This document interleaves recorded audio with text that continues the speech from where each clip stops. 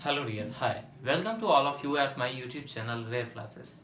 जैसा कि आपको पता है नियर एग्जाम्स आने वाले हैं और उसमें इम्पोर्टेंट एक रोल प्ले करता है एसएससी का।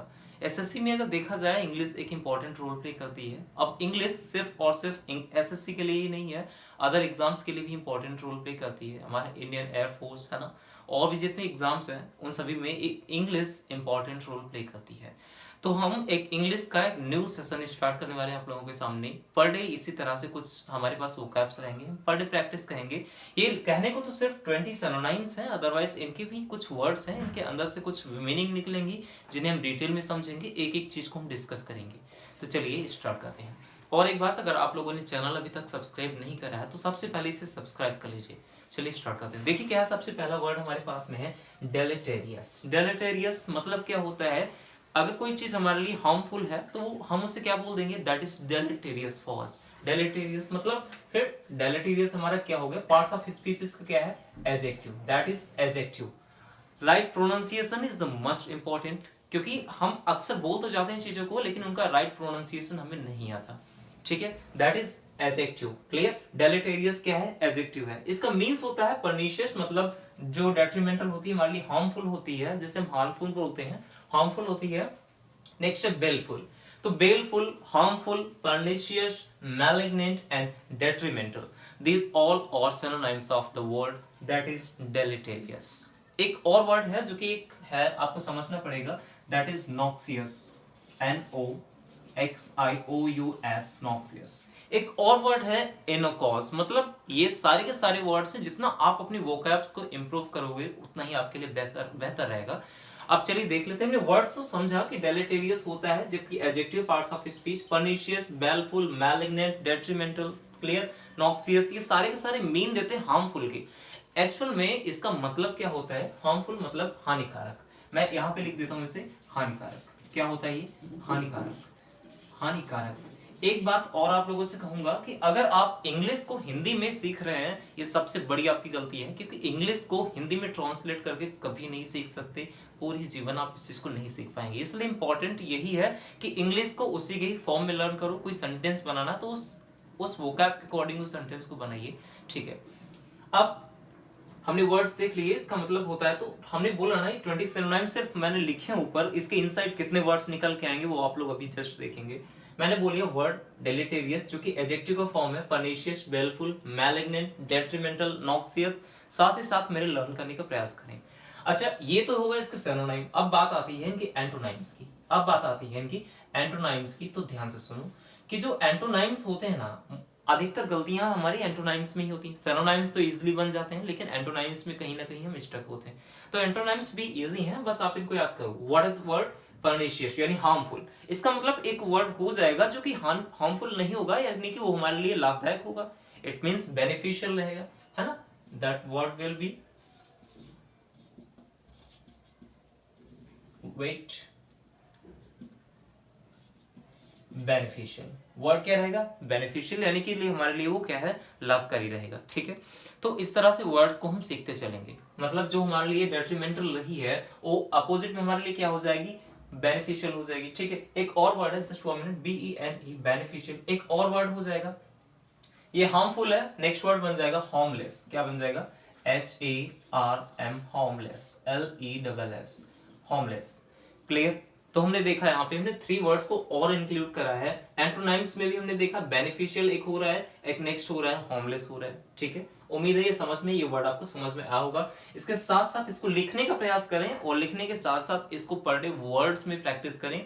जैसे एक वर्ड है परनिशियस, है ना, अब इससे रिलेटेड एक सेंटेंस बना लीजिए, है ना। इससे रिलेटेड एक सेंटेंस बना लीजिए कि कुछ एविल्स होती हैं, एविल्स जो होती हैं ना, एविल्स जो कुछ भी होती हैं, एविल्स यानी बुराइयां जो कुछ होती हैं वो हमारे लिए परनिशियस होती हैं। सम एविल्स, सम नहीं, एविल्स जितनी भी सारी हैं, ठीक है, all such evils works as pernicious for us, works as detrimental for us. Clear. अब देखो वो नेक्स्ट वर्ड क्या है, next word is despicable. Next word क्या है, डेस्पिकेबल। इसका मतलब क्या हुआ, डिस्गस्टेड। मतलब क्या हुआ, कंटेम्प्टिबल, and means other, abhorrent and heinous। जैसी वर्ड आपने पढ़ा heinous, आपको समझ में आया होगा ये क्या कहना चाह रहा है। मतलब कोई कभी कभी ऐसे वर्क हो जाते हैं जो कि हीनस वर्क होते हैं, है ना। गवर्नमेंट भी कभी कभी ऐसा वर्क ही करती है, जैसे कि आजकल के इलेक्टोरल बॉन्ड को ओपन करते हुए पता चल रहा है।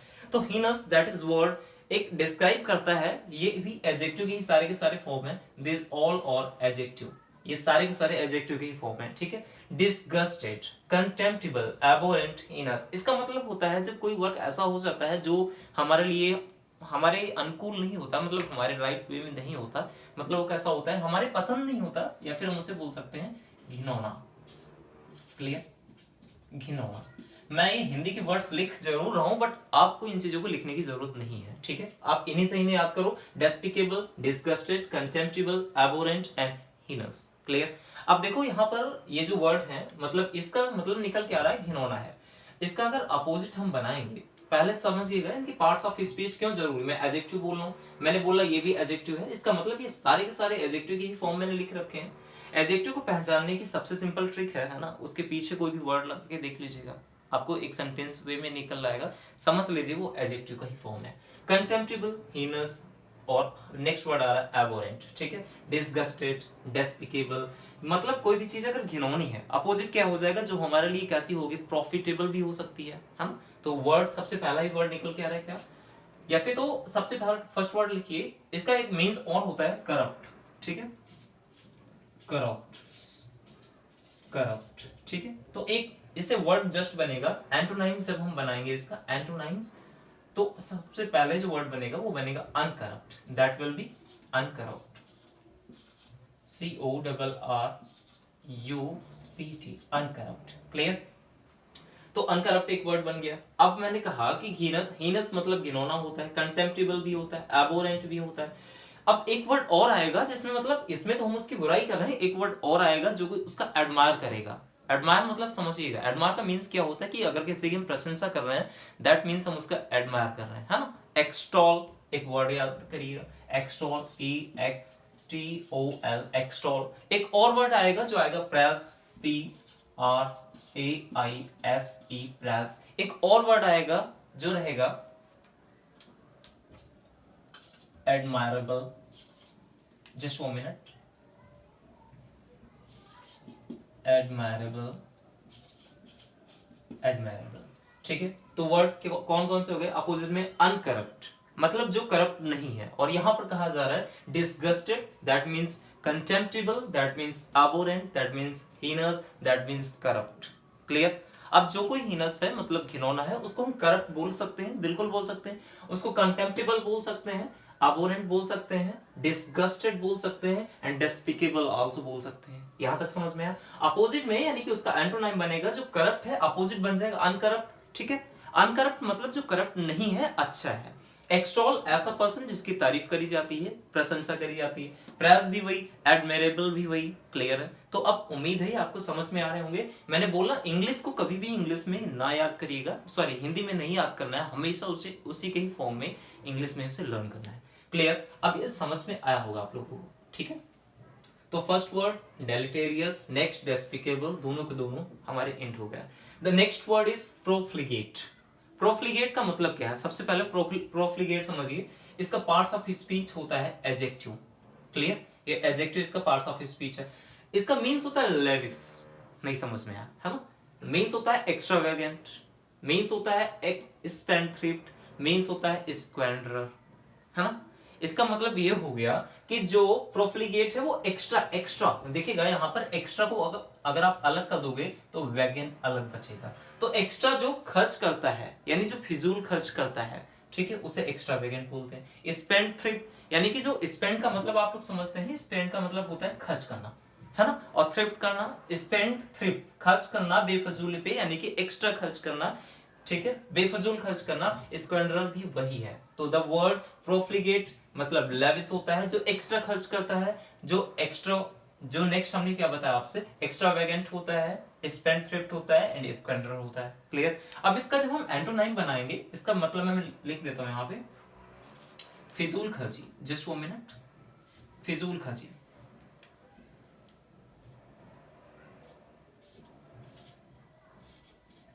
फिजूल खर्ची, फिजूल खर्ची। क्लियर?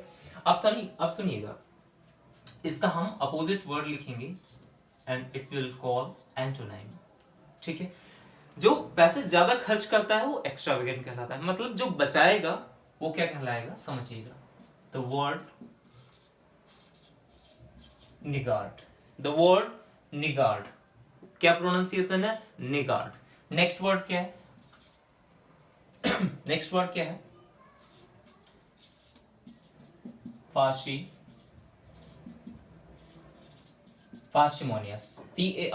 PARSIMONIOUS, parsimonious. मतलब ये ऐसे हैं जो कि कम खर्च करते हैं, ये फिजूल खर्च करने वाले हैं, सारे के सारे ऊपर लिखे हुए हैं, ये सारे के सारे फिजूल पैसे खर्च करते हैं। But the word niggard, just one minute, niggard, next word is parsimonious, ये सारे के सारे पैसों को बचाते हैं, मतलब ये किफायती होते हैं।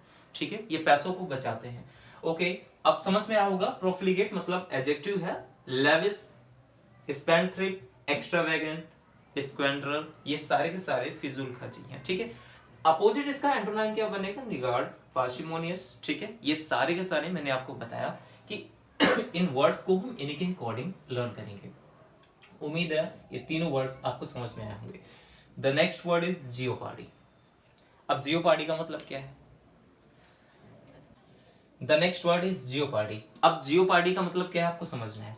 जैसे हम बोलते हैं ना, कभी कभी अगर कोई ऐसे डिसीजन अचानक से ले लिए जाते हैं, ठीक है, सडन डिसीजंस ले लिए जाते, तो सच decisions can be proved for us that will B hazard, that will be perilous, that will be detrimental, that will be danger। जैसे मैंने वर्ड डेंजर को डिस्क्राइब करा, आपको समझ में आया होगा कि इसका फिर मेन क्या निकल के आया, जियोपार्डी का मतलब क्या होता है, खतरा। क्लियर? जियोपार्डी का मतलब क्या होता है, हैजार्ड। कभी कभी आपको हैजार्डस भी पढ़ने को मिलेगा, तो घबराइएगा नहीं, दोनों के दोनों एक ही मीन है, DOUS, बस उसके लास्ट में OUS लग जाता है। पेरिलस, पेरिलस मतलब भी होता है जियोपार्डी, डेंजर, ठीक है, हैजार्ड का मींस डेंजर, एंड डेट्रीमेंटल भी होता है डेंजर, एंड डेंजर का मींस तो आपको बताने की जरूरत नहीं, इसका मतलब क्या होता है, खतरा। ठीक, खतरा। ठीक, या फिर तो क्या बोलेंगे, खतरनाक। ठीक है, खतरनाक। अब समझिएगा, इसका जब भी कभी भी हम एंटोनाइम बनाएंगे, सबसे पहले ये पार्ट्स ऑफ स्पीचेस का एडजेक्टिव है। अब इसका हम जब भी कभी भी हम क्या बनाएंगे, एंटोनाइम बनाएंगे।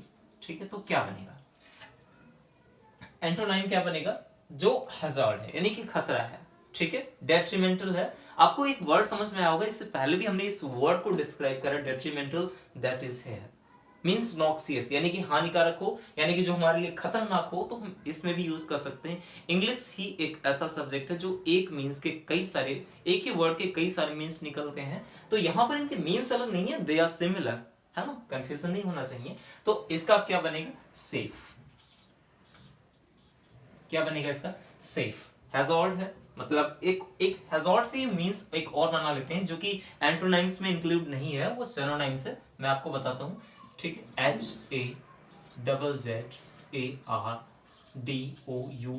Hazards, hazards. ठीक है, हैजार्डस मतलब समझ में आया ना, हैजार्डस ये सिनोनिम ही है इसका, बट इसका एंटोनिम है सेफ।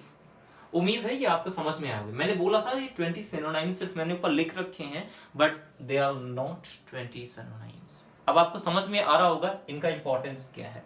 अगर आप प्रीवियस एसएससी के पेपर्स को उठा के देखेंगे, या किसी बैंक के सेक्शन के उठा के देखेंगे ना, डिफेंस के सेक्शन को उठा के देखेंगे, तो आपको ये वर्ड्स इनमें से कहीं ना कहीं मिल जाएंगे।